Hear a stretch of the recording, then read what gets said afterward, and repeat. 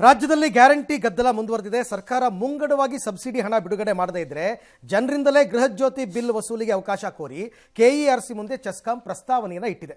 ಅಂದರೆ ಜನರಿಂದನೇ ನಾವು ಪಡ್ಕೋತೀವಿ, ಮೊದಲು ಹೆಂಗೆ ಮಾಡ್ತಿದ್ವಿ ಹಾಗೆ ಅಂತ. ಕಳೆದ ನವೆಂಬರ್ನಲ್ಲೇ ಚೆಸ್ಕಾಂ ಈ ಪ್ರಸ್ತಾವನೆ ಸಲ್ಲಿಸಿದ್ದು ಈ ವರ್ಷದ ಏಪ್ರಿಲ್ನಿಂದ ಜಾರಿ ಮಾಡಿ ಅಂತ ಕೇಳ್ಕೊಂಡಿದೆ. ಈ ಸಂಬಂಧ ಇದೇ 27ರಂದು ಕೆಇಆರ್ಸಿ ಸಭೆ ಸೇರುತ್ತೆ.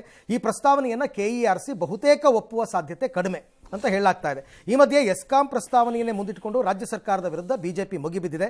ಆದರೆ ಆ ರೀತಿ ಏನಿಲ್ಲ, ಇದು ನಮ್ಮ ಗಮನಕ್ಕೆ ಬರದೇ ನಡೆದಿದೆ ಅಂತ ಇಂಧನ ಮಂತ್ರಿ ಕೆಜೆ ಜಾರ್ಜ್ ಅವರು ಹೇಳಿದ್ದಾರೆ. ಬಿಜೆಪಿ ವಿರುದ್ಧ ಪ್ರಿಯಾಂಕ್ ಖರ್ಗೆ ಆಕ್ರೋಶ ವ್ಯಕ್ತಪಡಿಸಿದ್ದಾರೆ. ಇವತ್ತು ಸಚಿವರಾಗಲಿ ಮುಖ್ಯಮಂತ್ರಿಗಳಾಗಲಿ ಜನರಿಗೆ ಕಿವಿಗೆ ಹೂ ಮುಡಿಸೋದನ್ನ ಏನು ಮುಂದುವರಿಸಿದ್ದೀರಿ, ಇವರ ಗ್ಯಾರಂಟಿ ಯೋಜನೆಗಳು ಕೂಡ ಸರಿಯಾಗಿ ತಲುಪ್ತಾ ಇಲ್ಲ. KSRTC ಸುಮಾರು 7,000 ಕೋಟಿ ಯಾವುದು ಪೆಂಡಿಂಗ್ ಇಲ್ಲ, ಅವರಿಗೆಲ್ಲ ಕೊಡ್ತಾ ಇದ್ದೀವಿ. ಗ್ರಾಹಕರ ಹತ್ರ ಇದನ್ನ ವಸೂಲಿ ಮಾಡುವಂತ ವಿಚಾರ ಬರೋದೇ ಇಲ್ಲ. ವಿರೋಧ ಪಕ್ಷದವರು ಈ ಮೊಸರಲ್ಲಿ ಕಲ್ಲು ಹುಡುಕುವಂತ ಕೆಲಸಗಳು ಮಾಡಿದ್ರು. ಚೆಸ್ಕಾಂ ಅವರು guarantee by the government, not by the ESCOM. So ಎಸ್ಕಾಂದವ್ರು ಯಾರೋ ಏನೋ ಮಾಡಿರ್ತಾರೆ ಅಂತ ಅದಕ್ಕೆಲ್ಲ ನಾವು ಗಮನ ಕೊಡೋದು ಅವಶ್ಯ. ಸರ್, ಇವ್ರು ಮುಂಗಡವಾಗಿ ಹಣ ಕೊಟ್ಟಿದ್ರೆ ಅವ್ರು ಯಾಕೆ ಪತ್ರ ಬರೀತಾರೆ ಸರ್? ರಾಜ್ಯ ಸರ್ಕಾರಕ್ಕೆ ಮಾನ ಮರ್ಯಾದೆ ಇಲ್ಲ, ನಿಮಗೆ ನಾಚಿಕೆ ಇಲ್ಲ, ಅದೆಲ್ಲ ಸತ್ತೋಗ್ಬಿಟ್ಟಿದೆ. ಗ್ಯಾರಂಟಿ ಕೊಟ್ಟಿದ್ದ ದಿನಾನೇ ನಿಮ್ಗೆ ಗೊತ್ತಾಗಬೇಕಾಗಿತ್ತು ನಮ್ಮ ಮಾನ ಮರ್ಯಾದೆನೂ ಗ್ಯಾರಂಟಿಯಾಗಿ ಪಕ್ಕಕ್ಕೆ ಎತ್ತಿಟ್ಟಿದ್ದೀವಿ ಅಂತ. 3 ಬಿಟ್ಟು ನಿಂತಿದ್ದೀರಿ ಅಲ್ರಿ. ಜಾರ್ಜ್ ಹೇಳ್ತಾರೆ ಬಾಕಿ ಇಲ್ಲ ಅಂತೀರಿ. Will accept the minister statement, correct.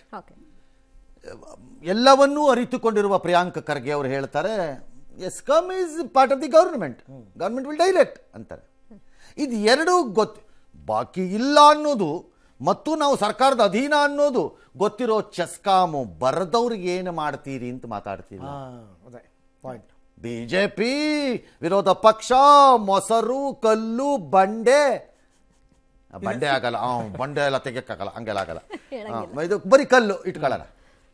ಯಾಕಂದರೆ ಜಾರ್ಜು ಬಂಡೆ ಕೈ ಹಾಕಿದ್ರೆ ಅಷ್ಟೇ, ಆಮೇಲೆ ಬಂಡೆ ಏನಿಲ್ಲ. ಹಾಗಾಗಿ ಕಲ್ಲು, ಮೊಸರಲ್ಲಿ ಕಲ್ಲು. ನಿಮಗೆ ಮಾನ ಮರ್ಯಾದೆ ನಾಚಿಕೆ ಅನ್ನೋದು ಏನಾರು ಇದೆಯಾ ಸರ್ಕಾರಕ್ಕೆ? By this time your CESCOM head should have gone.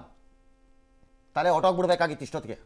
ಬರೆದ್ರು ಯಾವನನ್ನು ಕೇಳಿ ಬರಿತಾ ಇದೀಯಾ, ನಿನ್ನ ತಲೆಯಲ್ಲಿ ಬುದ್ಧಿ ಇದೆಯಾ ಅಂತ ಇಲ್ಲ. ಅಂದ್ರೆ ನಿಮ್ಮ ಸರ್ಕಾರದಲ್ಲಿ ಹೇಳೋನು ಕೇಳೋನು ಯಾವನು ಇಲ್ವಾ? ಕಳೆದ ನವೆಂಬರ್ನಲ್ಲೇ ಪತ್ರ ಬರೆದಿದ್ರೆ ಇಲ್ಲಿ ತನಕ ಜಾರ್ಜ್ ಅವ್ರ ವಿಷಯ ಪ್ರಿಯಾಂಕ್ ಖರ್ಗೆ ಗೊತ್ತಿಲ್ವಾ?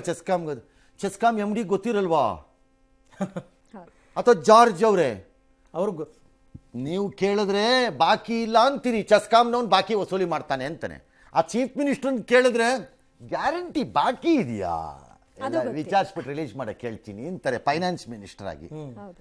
ಏನ್ರಪ್ಪ ಗೌರ್ನಮೆಂಟ್ ನಡೆಸ್ತಿದ್ದೀರೋ, ಬರೀ ಬ್ಯಾಂಕ್ ಅಕೌಂಟಲ್ಲಿ ಏನೇನಿದೆ ಅಂತ ನೋಡ್ಕೊಂಡೇ ಕಾಲ ಕಳೀತಿದ್ದೀರೋ.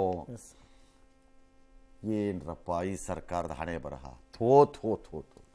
ಜೊತೆಗೆ ವಿವಿಧ ಇಲಾಖೆಗಳು ಮತ್ತು ಸರ್ಕಾರಿ ಕಟ್ಟಡದಿಂದ 13,000 ಕೋಟಿ ಬರ್ಬೇಕಂತೆ ಸರ್. ಅದನ್ನು ವಸೂಲಿ ಮಾಡ್ತಾ ಇಲ್ಲ ಚೆಸ್ಕಾಂ ಅವರು. ಮಾಡಲ್ಲ, ಮತ್ತೆ ಜನರ ಮೇಲೆ ಈಗ ಮತ್ತೆ ಮಾಡ್ತೀವಿ, ನಮ್ಮ ಇಷ್ಟ.